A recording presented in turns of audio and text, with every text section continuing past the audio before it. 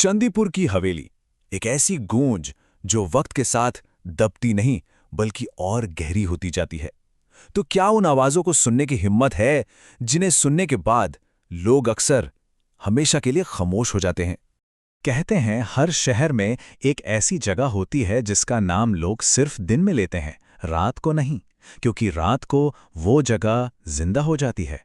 ये कहानी भी एक ऐसी ही जगह की है जिसे लोग चंदीपुर मैंशन कहते हैं। चंदीपुर गांव के उस किनारे पर जहां खेत खत्म होते हैं और सन्नाटा शुरू होता है, खड़ी है ये हवेली। ये कभी राठौर परिवार का घर हुआ करती थी। बहुत अमीर थे, लेकिन उतने ही अजीब। उनकी दौलत के किस्से तो सब सुनाते थे, पर उन्हें देखता कोई नहीं था। उनकी पूरी जिंदगी एक राज थी जो इन्हीं दीवारों में कैद थी, पर हमेशा के लिए नहीं। फिर एक रात उस हवेली की खामोशी को एक अजीब से ठहराव ने तोड़ दिया। अगली सुबह जब नौकर आए तो बड़ा सा दरवाजा बस खुला पड़ा था। अंदर सब कुछ अजीब तरह से शांत था। टेबल पर चाय के कप अभी भी गर्म लग रहे थे, रसोई में रात का खाना तैयार था, लेकिन खाने वाला कोई नहीं था। पूरा का पूरा परिवार गायब था। इन्वेस्टिगेशन शुरू हुई, पर वहां कुछ भी तो नहीं था।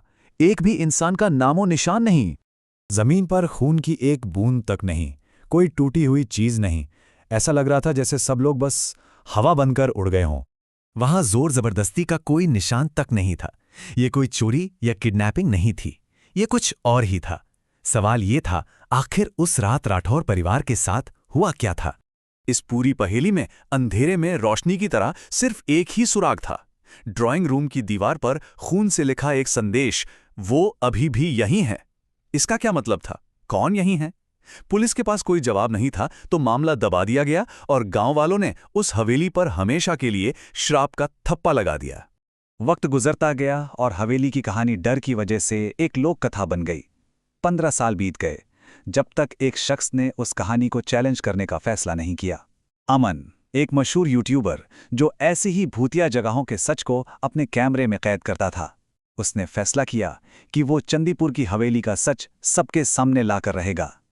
और फिर एक रात ठीक 12 बजे, जब पूरा गांव गहरी नींद में था, अमन अपना कैमरा और लाइट्स लेकर उस बदनाम हवेली के सामने जा खड़ा हुआ।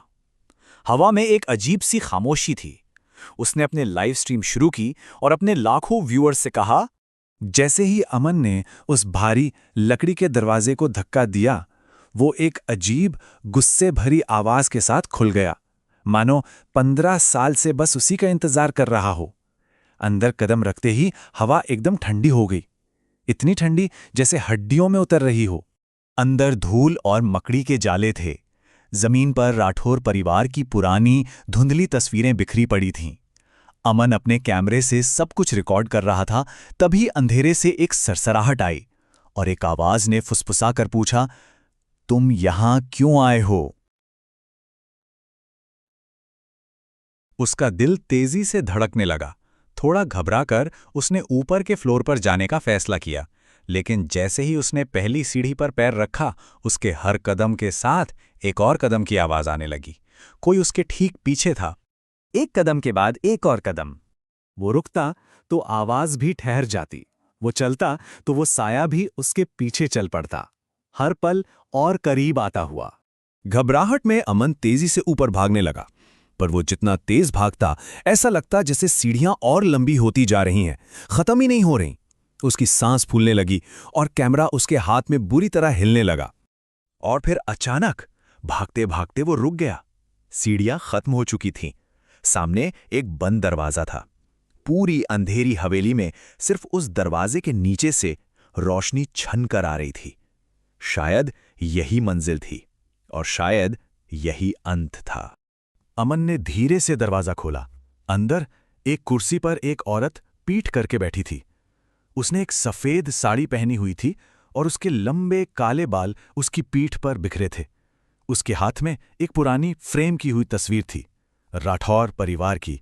औरत ने बिना ऊपर देखे, बिना हिले, एक अजीब शांत आवाज में पूछा, तुम सच देखना चाहते थे ना? अमन का गला सूख गया। उसने हिम्मत करके पूछा, तुम कौन हो? जवाब में औरत ने कुछ कहा नहीं, बस धीरे धीरे अपना चेहरा ऊपर उठाया और अमन की चीख निकल गई। उसका कोई चेहरा था ही नहीं, चेहरे की जगह सिर्फ एक गहरा घूमता हुआ अंधेरा था। अमन के हाथ से कैमरा जमीन पर गिर गया। रिकॉर्डिंग में सिर्फ उसकी चीखें सुनाई दे रही थीं और फिर एक आखिरी सरसराहट, एक आखिरी हुक्म, अब तुम भी यहीं रहोगे। इसके बाद स्क्रीन पर सिर्फ स्टैटिक की आवाज रह गई। अगली सुबह जब गांव वालों ने हिम्मत करके हवेली के पास जाकर देखा तो बाहर अमन का ट्राइपॉड और कैमरा अकेले खड़े थे। लेकिन अमन का कोई पता नहीं चला। वो भी राठौर परिवार की तरह उस हवेली के अंधेरे में कहीं हमेशा के लिए गायब हो गया था।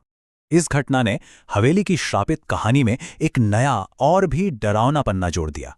सच सामने लाने वाला अब खुद उस कहानी का एक गहरा राज बन चुका था। लोग कहते हैं कि आज भी अगर कोई ठीक रात के 12 बजे उस हवेली के पास से गुजरे तो ऊपर वाले कमरे में रोशनी जलती दिखती है और कभी-कभी अंधेरे से एक जानी पहचानी टूटी फूटी आवाज सुनाई देती है। दोस्तों, आज हम एंटर करने वाले हैं क्योंकि जो भी उस हवेली का सच जानने की कोशिश करता है वो उस सच का हिस्सा बनकर रह जाता है। वो सब अभी भी वहीं है।